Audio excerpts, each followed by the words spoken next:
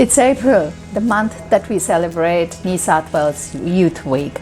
And what better opportunity than to welcome our member, Auburn Youth Centre. Welcome, Dean.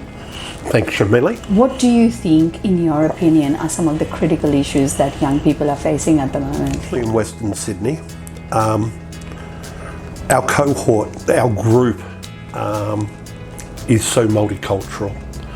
Many of them have come to Australia in the last 5 years or so. For example, Auburn Youth Centre last year, 1,600 young people born in 65 different countries. So the barriers for young people around education, around finding employment, and even about the trauma of disengagement from their homelands and so forth is huge. Maybe we can wander outside and have a look, and I can show you some of the things that we do and some of the activities of AYC. All right, so Auburn Youth Centre, 12 to 24-year-olds, and we also support families. So we have a counsellor who works with families and young people, highly skilled counsellor, also talks Arabic, which helps us along the way. We are a big, old centre. So if you give them something fun to do and an activity to do, and you do it with them, you build up a relationship, and that then allows them to say, oh, can you help me? Wait, what are some of the activities that you've planned, AYC has planned? We're going sailing on Sydney Harbour, which is a bit exciting. Are we allowed to join? No. No. So we're doing sailing. We're also a number of in-house activities. So you hear a number of different flags. Over the last 5 years, we've helped about 280 young people into employment.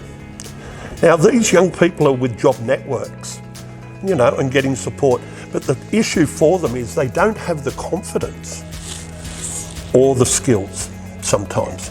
So a big part of AY Careers is creating that confidence in them.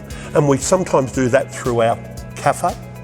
So we have a training cafe, which I'll show you. Dean, AYC became a member of LEAD last year, but we've been working together for years now. We have. Particularly around the Cumberland Linker Network. You've been a big supporter of it. You're one of our champion linkers in the Cumberland area. What are your thoughts about how that initiative is progressing? What has been your experience so far? Look, I think the Linker Network, which you chair and LEAD chairs, is such an important part of the development of supporting Cumberland. Our schools project for me is the highlight. And we've done some great work. We've engaged primary schools really well. So primary schools understand the fact that through the Linker Network they can get support. So a one phone call, whether it be about a family or a school need or a community need, can be addressed through, I can't remember how many in our network in the Linker, 30 odd, 40 odd services, somewhere around there. It's increasing every month, but yes, you're right. So one phone call can get them support. And the Hand in Hand project that went into the hospitals to help young parents, I just think that's groundbreaking, to have services attached to a hospital to support. But I'm going to say one of the highlights for me was the learning circles. Now, I know I didn't go, but my staff all went, and it was just such a great way of learning about all the other programs and activities in the area.